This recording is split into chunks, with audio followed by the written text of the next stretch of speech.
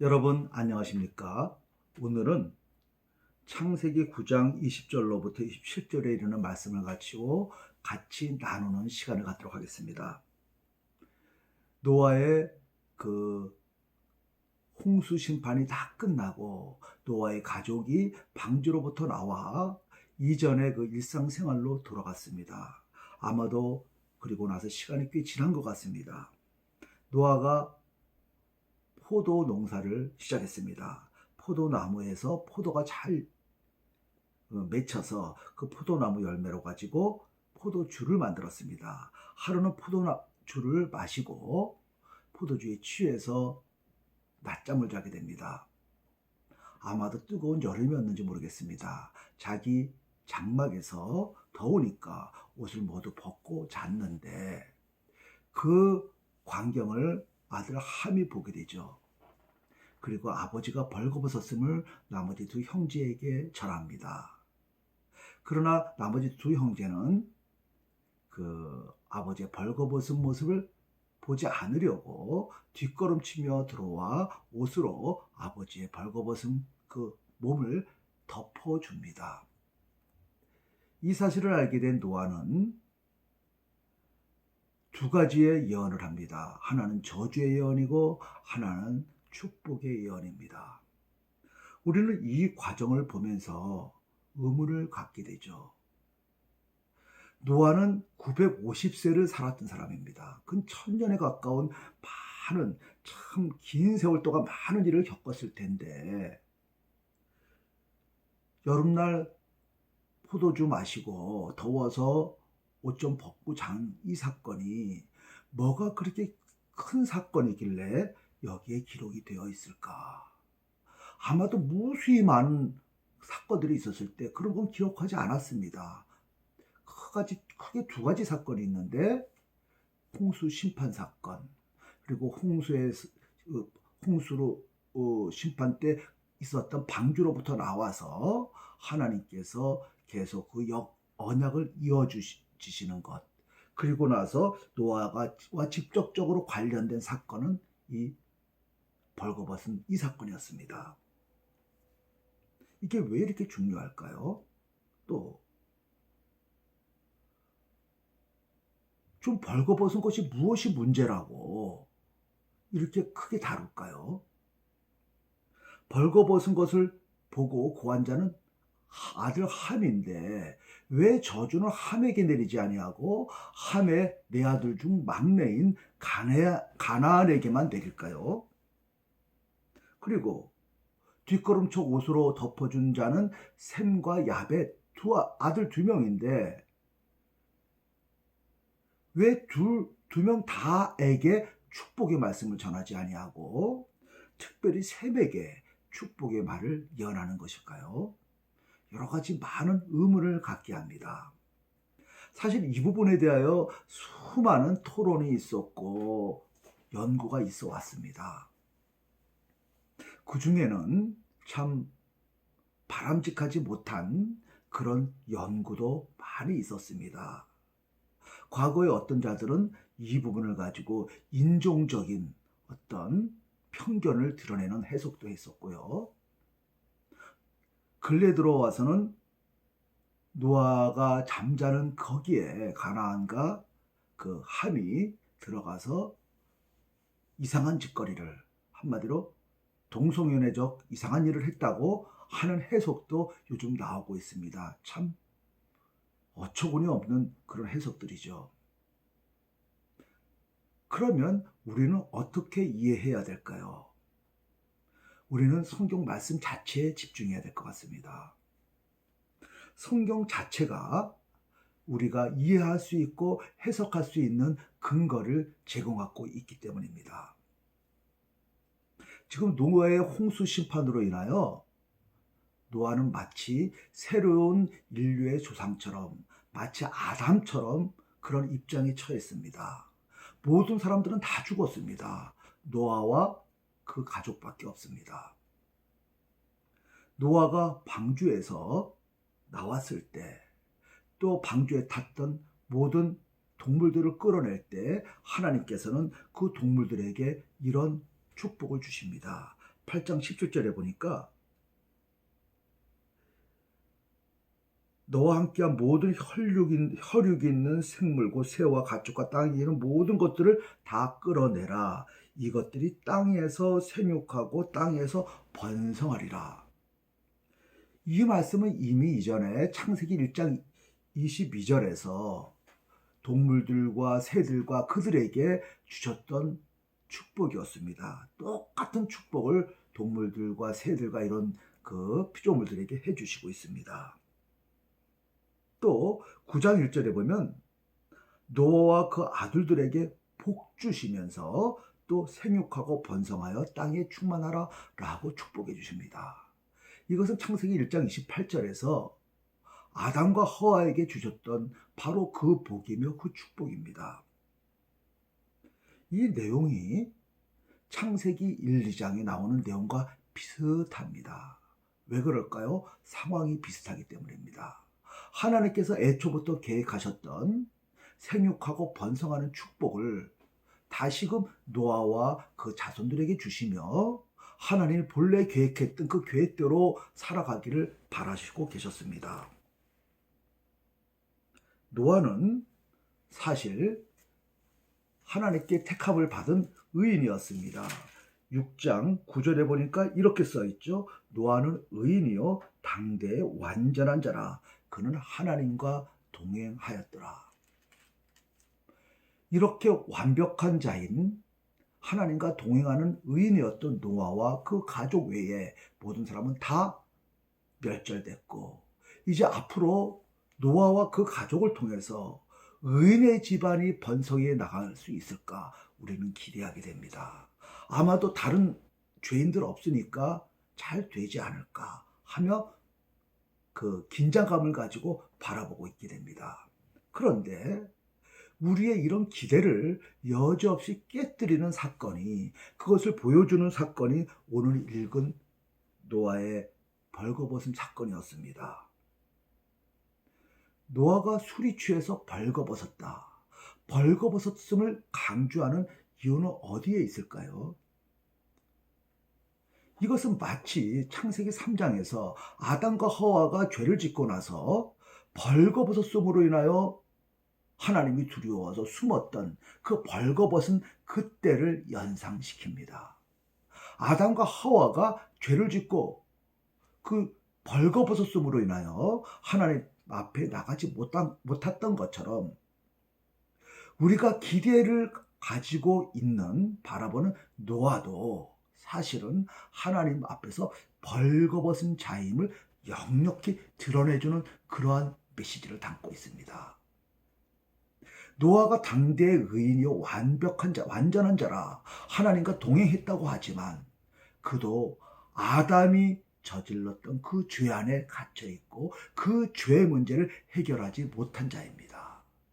아담 이후에 모든 인류가 죽고 노아와 그 가족만이 살아서 마치 새로운 인류의 조상처럼 됐지만 그도 역시 아담처럼 하나님 앞에서 죄인인 것입니다. 벌거벗은 자인 것입니다. 그 모습을 역력히 드러내주고 우리로 하여금 그 사실을 깨닫게 합니다. 마치 창세기 3장을 보는 듯합니다. 그 노아의 벌거벗음을 보고 함이 우리 아버지 벌거벗었다 하고 전합니다. 두 형제들한테 말하죠. 어느 부분이 생각납니까? 창세기 3장에서 아담과 하와가 벌거벗었음을 알고 옷을 입어요. 무화과나무로 옷을 입고 그래도 벌거벗었음을 가리지 못해 숨었을 때 하나님이 부르죠. 아담아 너 어디 있느냐? 네, 제가 벌거벗었음으로 숨었습니다. 그때 하나님 뭐라고 말씀하십니까? 누가 내게 벌거벗었음을 고하였느냐? 누가 고한 것일까요? 누가 고했다는 말은 없지만 누군가 고하는 자가 있었던 것 같은 뉘앙스를 줍니다. 누구였을까요? 마귀입니다. 뱀입니다. 뱀은 아담과 하와를 유혹해서 죄짓게 하고 그들을 무너뜨린 다음에 너희들은 이제 끝장이야. 너희들은 죄인이야. 벌거벗은 자야. 하고 그들에게 죄책을 가하죠. 요한계시록 12장에 보면 옛뱀 또는 용으로 표현된 그 마귀 사탄은 어떤 자라고 설명을 하고 있습니까? 하나님 앞에서 밤낮으로 사람들을 참소하는 자라고 말합니다. 죄책을 가하고 참소하고 벌거벗었다고 정죄하는 자입니다. 지금 창세기 3장에서 아담 벌거벗었어 라고 말하던 뱀 사탄처럼 바로 그와 같은 비슷한 일을 함이 하고 있습니다. 우리 아버지 벌거벗었어 하고 두 형제들에게 말을 하죠. 그 말을 들었던 두 형제 셈과 야벳은 그것을 보고 싶지 않아서 옷을 가지고 뒷걸음치고 들어와서 덮어줍니다. 이 내용도 창세기 3장과 너무 유사합니다. 함이 벌거벗었다고 죄책을 가하는 그런 입장에 있다면 셈과 야벳은 아버지의 벌거벗었음을 덮어주는 역할을 합니다. 창세기 3장에서 덮어주는 자가 누구였습니까? 하나님이셨죠. 무화과나무 옷을 해 입었지만 벌거벗었음을 가리지 못하여 숨었던 아담과 하와에게 하나님께서 동물의 가죽을 벗겨서 가죽으로 옷을 해서 아담과 하와에게 입혀줍니다. 벌거벗었음을 가려주죠. 그와 같은 내용이 유비를 이루고 있습니다. 창세기 3장에서는 이런 말이 나오죠. 여인의 후손, 그가 결국은 뱀의 머리를 상하게 할 것이고 그 방법이 결국은 우리의 벌거벗었음을 가려주는 방식으로 이루어질 것임을 힌트로 주고 있습니다. 아마도 노아는 깨어나서 깜짝 놀랐던 것 같습니다. 아하, 나도 하나님 앞에서 죄인이구나. 벌거벗은 자구나. 그걸 깨달으면서 자기의 벌거벗었음을 가려준 그 셈과 야벳, 그 사건을 통해서 아하, 셈의 후손 중 오실 여자의 후손 메시아가 와서 자기의 벌거벗었음을 가려줄 것을 다시금 생각하게 된 것 같습니다. 왜냐하니까 노아는 조상 대대로 전해져 내려오던 원시복음 창세기 3장 15절 여자의 후손 이야기를 그 언약을 들었거든요. 그 언약을 생각하면서 깨우친 것 같습니다. 그래서 그는 예언을 하게 됩니다. 그 예언의 내용이 25절에서부터 27절의 내용입니다. 우리가 이 내용을 읽을 때 함이 자기를 덮어주지 않고 떠들었다고 해서 그냥 화나서 저주하는 그런 걸로 생각하면 안 됩니다. 그냥 혼을 내주려면 아들 함을 혼내줘야 되는데 함한테는 혼내주는 한마디 말도 없고 저주는 함의 네 번째 아들인 가나안에게만 집중되어 있습니다. 또 칭찬을 하려면 셈과 야벳에게 칭찬을 해야 되는데 그런 내용도 없습니다. 그래서 우리는 25절, 6절, 7절을 읽으면서 여기에서 말하는 것이 무엇인가 깊이 생각해야 됩니다. 이 내용은 창세기 3장 14절, 15절과 거의 닮아 있습니다. 보겠습니다. 25절에 보니까 가나안은 저주를 받아 그의 형제의 종들의 종이 되기를 원하노라. 가나안이 저주를 받아서 종의 종이 되기를 원한답니다. 또 25절에도 가나안은 셈의 종이 되기를 원한다고 했고 27절에도 가나안은 그의 종이 되게 하시기를 원하노라 라고 말을 합니다. 이상하죠?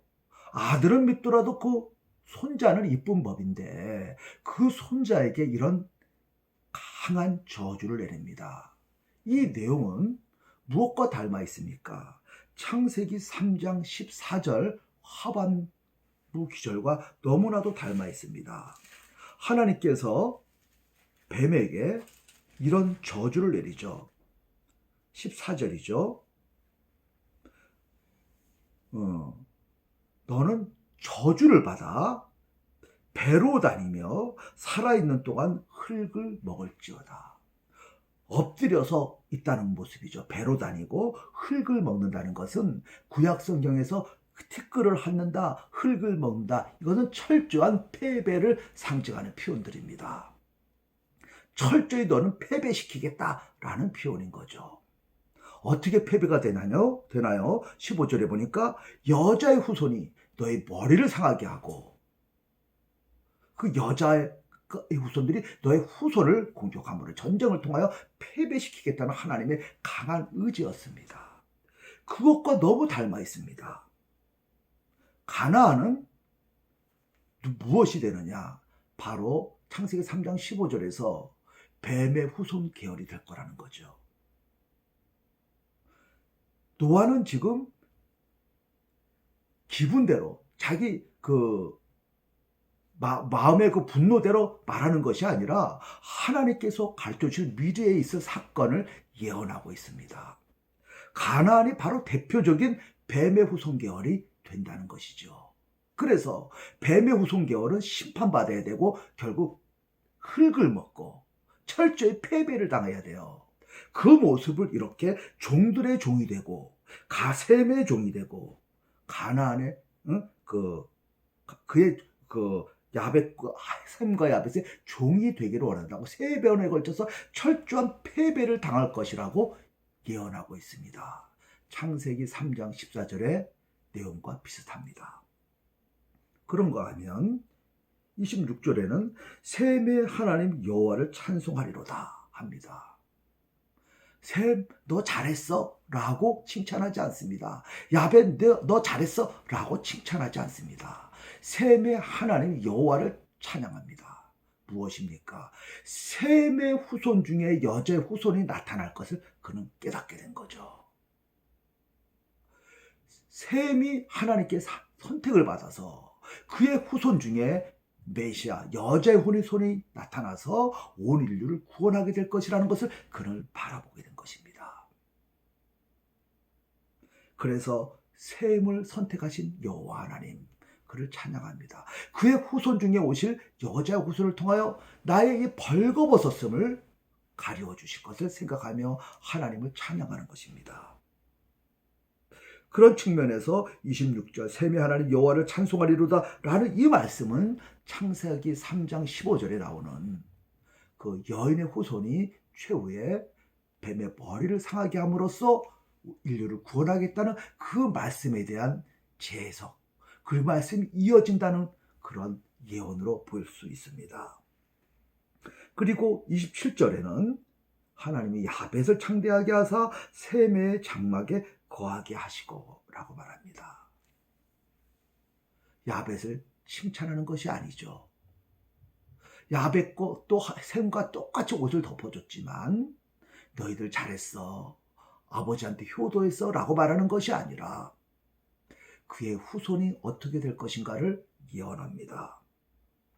야벳은 그리고 그의 후손들은 셈의 후손 중에 올 여자의 후손, 그들의 덕을 입어 그 구원의 장막에 참여한다고 말씀하고 있는 것입니다.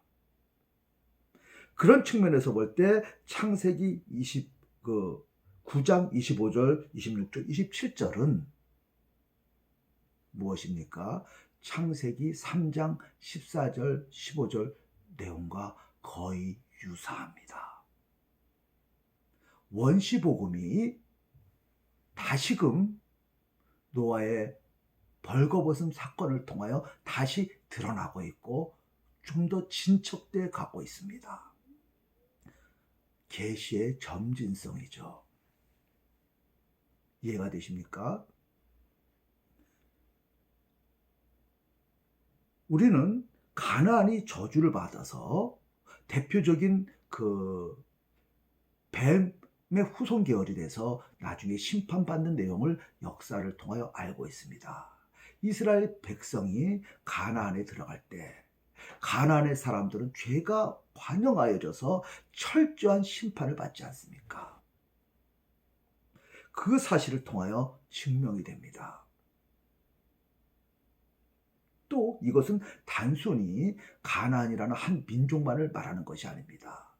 이것이 말하는 것은 바는 일반적으로 뱀의 후손 계열, 그들의 철저한 패배와 하나님의 심판을 말하는 기절이기도 한 것입니다. 이스라엘 백성은 그 후에 예수님 오셨을 때 그들 스스로가 많은 바리새인들이나 이런 자들이 예수님을 거부하고 배척함으로 말미암아 스스로 뱀의 후손이 됩니다. 예수님께서 요한복음 8장에 그렇게 말씀하시지 않습니까? 너희 조상은 마귀요, 그는 처음부터 거짓말한 자라고 말이죠. 그러니까 가나안이라는 것은 단순히 이스라엘 백성이 가나안에 들어갈 때 저주받은 그 민족적 가나안만을 말하는 것이 아니고 영적인 가나안 민족들, 모든 뱀의 후손 계열의 사람들을 모두 통칭하는 그런 말일 수 있습니다. 이러한 저주는 이 시대에도 계속되고 있습니다. 창세기 3장 15절에서 여인의 후손 계열과 뱀의 후손의 계열 사이에 전쟁이 선포됐고 그 전쟁이 이 시대에도 계속되고 있듯이 이 시대에도 이러한 뱀의 후손에 대한 심판, 저주는 계속되고 있습니다. 예수님이 다시 오시면서 하늘의 나라를 완성할 때 궁극적으로 완성되겠죠. 이제 정리하려고 합니다. 이 말씀은요, 쉽게 말해서 창세기 3장 14절 15절에 대한 좀 더 진전된 계시로 볼 수 있습니다. 하나님의 그 계획은 조금 더 변화되지 아니하고 하나님 나라의 회복을 위하여 한 걸음 한 걸음 나아가고 있는 것입니다. 여러분, 하나님의 그 언약을 끝까지 성취해 나가시는 하나님의 말씀의 신실성, 하나님의 흔들림 없이 하나님 나라 회복을 이뤄 나가시는 그 방법 이해가 되십니까? 우리는 이 앞에서 그 하나님의 신실하심 앞에서 무릎 꿇을 수밖에 없습니다. 여러분 감사합니다.